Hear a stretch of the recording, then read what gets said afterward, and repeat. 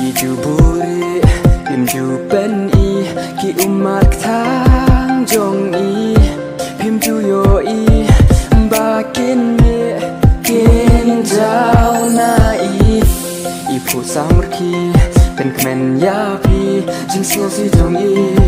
Pim yo i Ya no ru Im ju ben i Ki umat